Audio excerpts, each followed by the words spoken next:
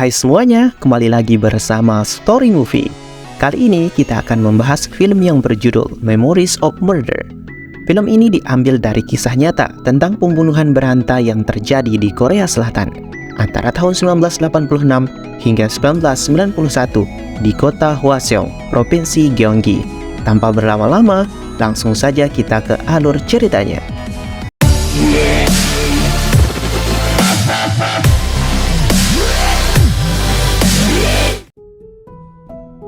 Film diawali pada tahun 1986 di sebuah desa bernama Hwaseong. Seorang detektif bernama Park menemukan jasad seorang wanita bernama Asli Hwang Sok di dalam saluran pembuangan air dengan kondisi tangan dan mulut yang sudah terikat.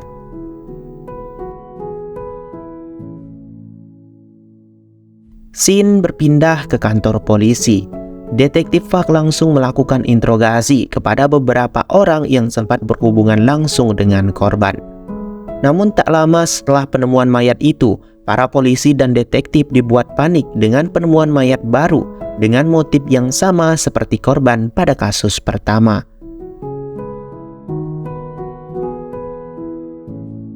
Kini para polisi dan detektif dapat menyimpulkan bahwa ini merupakan ulah dari seorang pembunuh berantai. Singkat cerita, saat detektif Park pulang ke rumah, istrinya mengatakan tentang gosip dari sebuah keluarga bernama Big yang dijuluki sebagai sang pembuntut wanita. Big mempunyai seorang anak idiot bernama Kang Ho yang setiap hari suka membuntuti para wanita di kota Hwaseong, termasuk membuntuti Hang Sok yang merupakan korban pertama. Mengetahui hal itu, Park kemudian memutuskan untuk langsung menginterogasi Kang Ho meskipun dia belum terbukti sebagai pelaku. Singkat cerita, seorang detektif dari kota Seoul bernama Taeyeon datang ke desa untuk membantu penyelidikan dan ikut serta menginterogasi orang-orang yang masih menjadi tersangka. Karena terus-menerus diinterogasi, Kang Hyo yang idiot mengaku kalau dia adalah pelaku pembunuhan ini dan menjelaskan secara detail tentang kejadian Hang Sok. Dia bercerita pembunuhan ini diawali dengan membunuh Hang Sok di area sekitaran rel, lalu mencekiknya menggunakan pakaian korban. Karena mendengar perkataan Kang Ho, para polisi memilih untuk melakukan reka ulang kejadian di area sekitaran TKP. Namun, Taeyeon mulai menyadari kejanggalan tentang Kang Ho, kalau Kang Ho bukan pelaku pembunuhan ini. Taeyeon menyadari hal ini setelah melihat ternyata Kang Ho mempunyai kedua tangan yang cacat dan tentunya mustahil untuk melakukan pembunuhan kepada para korbannya.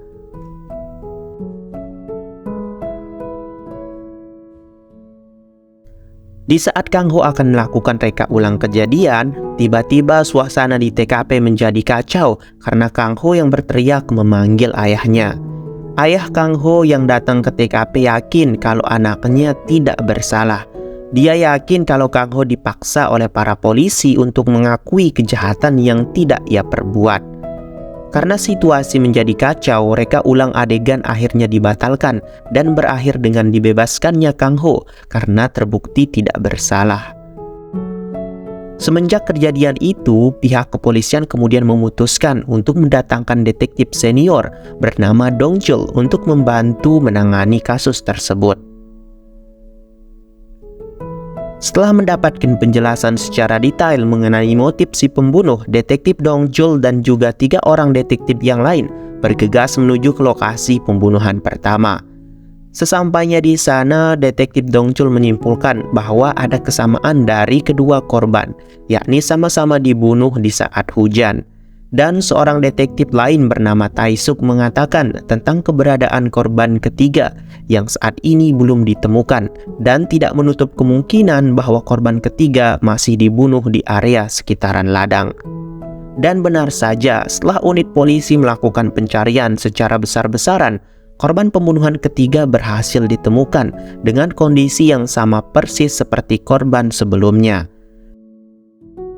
Namun dikarenakan pelaku pembunuhan ini sangat pintar dan juga hati-hati, tim forensik tidak berhasil menemukan satupun petunjuk mengenai ciri-ciri si pembunuh di tubuh korban, sehingga mereka memutuskan untuk menjebak si pembunuh dengan mengirimkan salah satu anggota polisi bernama Kwon Ki untuk menjadi umpan. Di saat hujan sedang turun, para polisi melakukan misi mereka. Kwon Ki berjalan sendirian di saat hujan turun, namun meskipun sudah cukup lama menunggu, si pembunuh sama sekali tidak menampakkan diri. Dan ternyata si pembunuh muncul di tempat lain dan sedang mengikuti seorang wanita yang sedang berjalan sendirian di sekitaran ladang. Saat wanita itu sedang berjalan sendiri, tiba-tiba pembunuh itu dengan cepat menghampiri wanita tersebut. Singkat cerita, mayat wanita itu ditemukan oleh pihak kepolisian. Para polisi dan detektif kembali melakukan investigasi dari penemuan mayat ketiga. Setelah tiba di markas, para detektif yang sedang sibuk berdiskusi didatangi oleh Kwon Ki yang menemukan petunjuk lain tentang pelaku. Kwon Ki menjelaskan pembunuhan terjadi pada saat hujan dan sebuah stasiun radio selalu memutar lagu berjudul Sad Letter dari salah satu request orang misterius, dan ketika lagu diputar akan ada korban baru.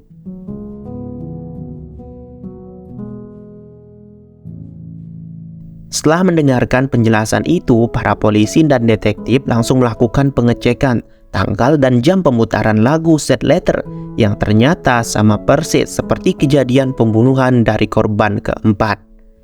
Kini para detektif dan kepolisian mendapat kesimpulan bahwa orang yang telah merequest lagu Sad Letter tidak lain adalah pelaku. Setelah itu, para detektif langsung bergerak cepat menuju ke stasiun radio untuk bertanya tentang identitas orang yang merequest lagu itu. Setelah sampai di sana, ternyata pihak stasiun radio sudah membuang semua data-data kemarin malam.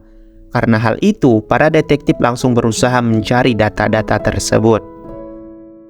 Pada malam harinya, detektif Park bersama dengan Tae-suk kembali melanjutkan penyelidikan di area sekitaran ladang. Saat di ladang, mereka tanpa sengaja melihat gerak-gerik dari seorang pria misterius yang sedang melakukan onani menggunakan pakaian dalam wanita.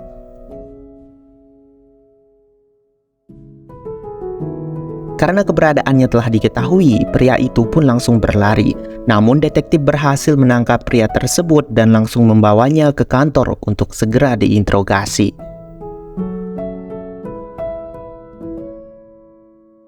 Setelah sampai di kantor, pria itu langsung diinterogasi. Pria misterius itu bernama Byung-so. Byung-so mengaku kabur karena kaget telah ketahuan sedang melakukan onani. Byung-so juga memberitahu alasannya onani karena istrinya sedang sakit, dan dia melakukan itu hanya untuk memenuhi fantasi nafsunya. Walaupun Byung-so telah menjelaskan semuanya, penyelidikan terhadap dirinya masih tetap dilanjutkan, meskipun belum mendapatkan bukti kuat kalau Byung-so pelaku pembunuhan tersebut. Sementara itu, detektif Tae-so mendapat informasi baru tentang seorang penguntit yang ada di toilet sekolah kota Haesong. Mengetahui hal itu, detektif langsung bergegas datang ke lokasi untuk melakukan investigasi lebih lanjut. Setelah sampai di sana, seorang guru sekolah mengatakan bahwa si penguntit adalah seorang wanita aneh bernama Seo yang kini tinggal di atas perbukitan. Mengetahui hal itu, detektif Tae-suk langsung datang ke sana. Namun di saat Tae-suk pergi ke atas bukit untuk bertanya sesuatu, tiba-tiba Seo langsung menghindar. Setelah melihat keberadaan dari Seo, Tae-suk melihat ada yang aneh dari Seo, seperti mengalami trauma berat.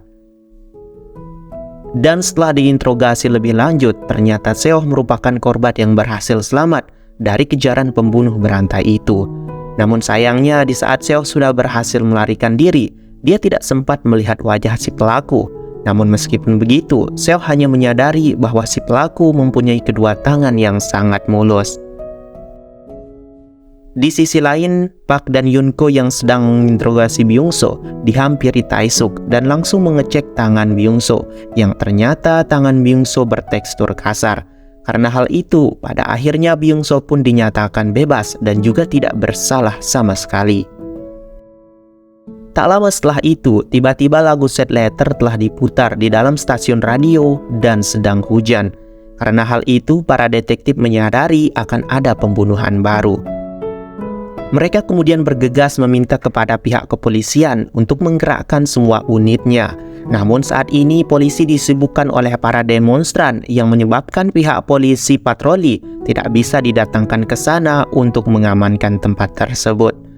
Dan benar saja, keesokan paginya, mayat kelima dari korban pembunuhan pun kembali ditemukan. Berbeda dengan beberapa korban yang lain, setelah dilakukan autopsi, dokter menemukan sebuah bukti baru berupa buah persik yang dimasukkan ke dalam alat kelamin korban. Hal itu membuat para detektif pusing. Tidak lama kemudian, akhirnya para detektif mulai sedikit menemukan titik terang setelah menerima telepon dari pihak stasiun radio yang telah berhasil menemukan data identitas request lagu Sad Letter. Orang itu adalah seorang mantan tentara bernama Pak Hyung yang tinggal di distrik Taerung, yang beralih profesi menjadi seorang pekerja pabrik. Setelah Hyung mengaku sebagai si request dan dia juga memiliki tekstur tangan yang begitu lembut, akhirnya para detektif langsung mendesak dia agar dia mau mengaku sebagai si pelaku pembunuhan. Tetapi Pak Hyung tidak mengaku dan malah sedikit memberontak detektif. Detektif Yunko yang kesal karena Pak Hyung tidak mau mengaku dan memberontak langsung menghajarnya, sehingga interogasi menjadi kacau.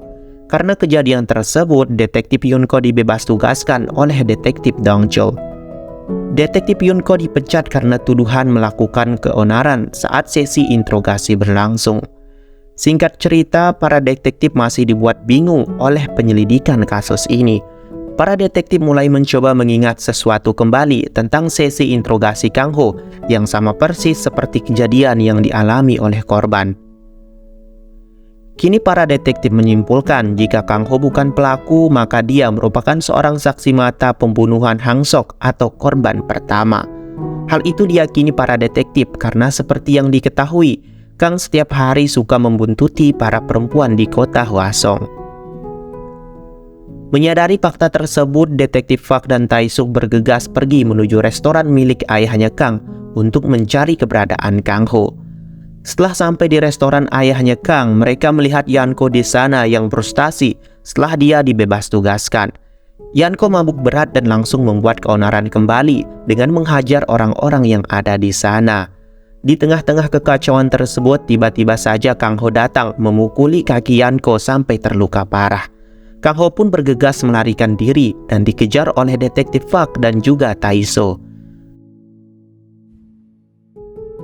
Setelah mereka berhasil menangkap Kang Ho, Detektif Fak langsung bertanya tentang wajah si pembunuh yang dilihat langsung oleh Kang di saat membuntuti Hang Sok sambil menunjukkan foto dari Hyung Jo kepadanya. Namun di saat Kang akan menjawab pertanyaan tersebut, tiba-tiba ayahnya pun datang bersama beberapa orang menghajar detektif karena menganggap bahwa detektif akan menangkap Kang Ho kembali. Karena panik, Kang Ho kabur dan tanpa sengaja dia malah ditabrak oleh sebuah kereta. Singkat cerita, karena belum ada bukti kuat untuk menangkap Hyung Ja, akhirnya para polisi pun membebaskannya. Setelah pembebasan Hyung Jo, ditemukannya sebuah bukti baru berupa sperma pelaku di tubuh korban. Namun karena pada saat itu negara Korea belum mempunyai teknologi yang canggih untuk mengetahui pemilik sperma, karena itu sperma pelaku lalu dikirim ke Amerika Serikat untuk mengetahui hasilnya. Di sisi lain, Taisuk yang masih curiga kepada Hyung Ja berusaha mengikutinya kemanapun Hyung Ja pergi. Di saat sedang mengikuti Hyung Ja, tiba-tiba mobil Taisuk mogok di pertengahan jalan dan Hyung Ja berhasil lolos dari pengawasannya. Dan pada suatu malam, pembunuh berantai kembali melakukan aksinya. Kini terlihat pelaku sedang bersiap-siap akan membunuh korban yang sedang berjalan sendirian.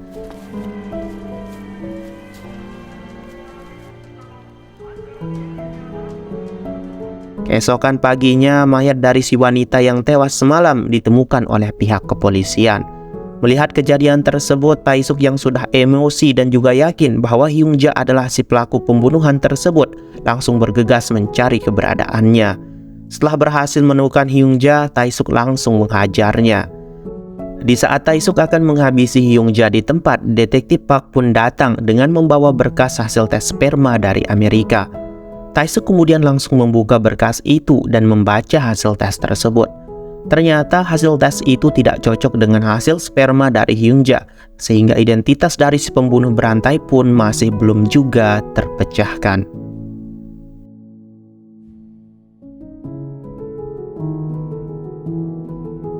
Scene kemudian beralih pada tahun 2003. Detektif Park yang kini sudah beralih profesi menjadi seorang sales mulai sedikit mengenang masa lalunya di saat menjadi seorang detektif dengan mendatangi lokasi TKP dari pembunuhan pertama. Saat di sana, tiba-tiba seorang gadis kecil menyapa Park dengan mengatakan bahwa beberapa waktu lalu ada orang yang mengunjungi gorong-gorong tersebut sambil berkata pernah melakukan sesuatu di tempat itu. Di saat Park bertanya tentang orang yang dimaksud, si gadis kecil mengatakan orang tersebut mempunyai muka yang sangat polos. Kini dapat disimpulkan bahwa orang yang dimaksud oleh gadis kecil itu tidak lain adalah si pelaku pembunuhan berantai. Dan sampai akhir film, pelaku dari pembunuhan berantai tidak diketahui. Namun akhirnya pada tahun 2019, para polisi berhasil mengungkap pelaku pembunuhan di kota Kaesong tersebut, yaitu seorang pria bernama Lee Jong-jae. Lee Jong-jae mengaku telah melakukan pembunuhan sebanyak 15 kali, termasuk pembunuhan berantai di kota Hwaseong tahun 1986 sampai tahun 1991. Lee Chang-jae juga mengaku telah melakukan pemerkosaan lebih dari 30 kali. Lee Chang-jae kemudian dijatuhi hukuman penjara seumur hidup.